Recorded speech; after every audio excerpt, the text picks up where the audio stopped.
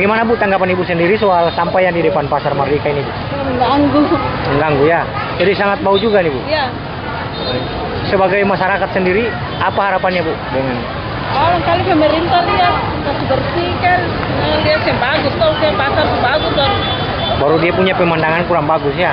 Oh, soal sampah yang ada di depan Pasar Merdeka ini. Iya, baik. Kalau untuk sampahnya itu memang tidak baik ya untuk kita. Dari segi penglihatan saja sudah tidak indah untuk pemandangan sekitar.